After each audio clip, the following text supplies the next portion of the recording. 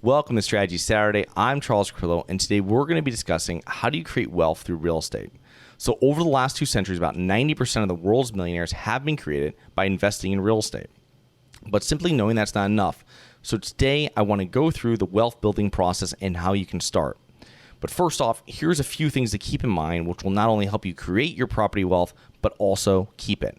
Number 1 is invest for the long term. Number 2 is reinvest the majority of your earnings. And number 3, minimize leverage and debt. So invest for the long term. Fortunes take time to build. The median age of a millionaire is around 59 years old. When you're buying rentals, it's important to note that rentals that you bought 15 years ago are going to be less volatile and more consistent than rentals you're buying today. Next, reinvesting the majority of your earnings. If your property or investments are not your sole or primary sources of income, reinvest at least 50% of your real estate income, which will help you compound your wealth even faster, which is great advice even if you're not investing in real estate. And number 3 is minimize leverage and debt. And this, people get really touchy when you're talking about debt and leverage because everybody has their own plan with leverage and debt. And people have their own risk tolerance, let's say, between how much leverage and how much debt that they're comfortable with. My thinking is with smaller properties that you're buying, small multifamily properties, small rentals, is to get long-term debt and pay it down. When you're getting into larger multifamily, larger rentals, commercial properties, so 30, 40, 50 units plus, this is a much different asset class because if you have 50 units paying you rent every month, right, 50 sources of income, it's going to be a lot less volatile than just having 1, 2, or 3 people paying you rent, okay? You can have 3, 4, 5 people not pay you rent with that large complex and still pay all your bills and cash flow without really a problem. So that's why in that sense, you're not that you want to over leverage, but that some investors will refinance those every 5 or 10 years and pull some money out because they can reinvest that and deploy that into different assets.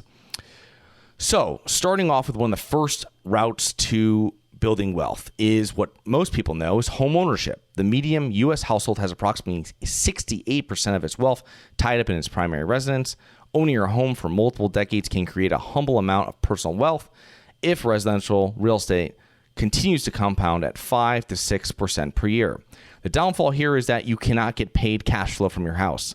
So the thing though is that you have all your money tied up in an asset and it's just sitting there earning zero return. And not that it's bad to have a paid for primary residence, but this shouldn't be your ultimate goal if you really want to build wealth and cash flow through real estate. Next is investing into a REIT, a real estate investment trust. We've spoken about these before. Public REITs own more than 500,000 properties across the U.S. as of the year end of 2019 and worth a combined $2.5 trillion in gross real estate assets. It's far and away the easiest, lowest cost of investing into real estate available today.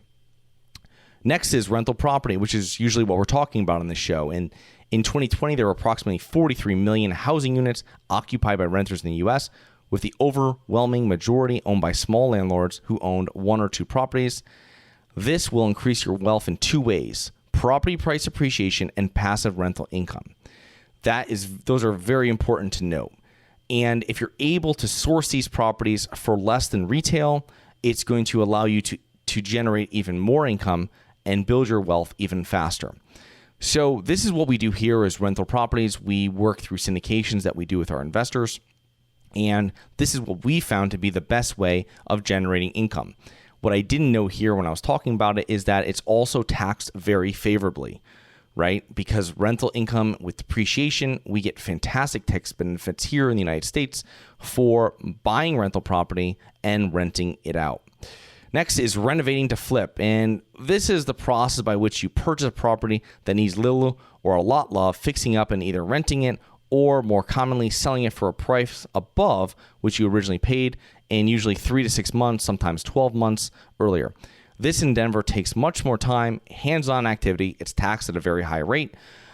and it's not recommended for passive investors. If this is your real goal is passive income, this probably isn't the route for you. Not saying not to flip houses, but make sure that when you're flipping houses and you've made profit, that you're actually investing it into passive generating, wealth generating real estate.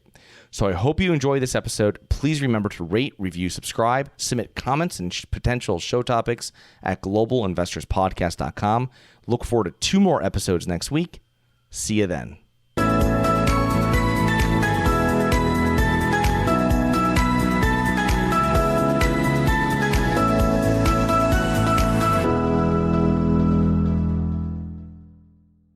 Nothing in this episode should be considered specific, personal, or professional advice. Any investment opportunities mentioned on this podcast are limited to accredited investors. Any investments will only be made with proper disclosure, subscription documentation, and are subject to all applicable laws. Please consult an appropriate tax, legal, real estate, financial, or business professional for individualized advice. Opinions of guests are their own. Information is not guaranteed. All investment strategies have the potential for profit or loss. The host is operating on behalf of Syndication Superstars, LLC exclusively.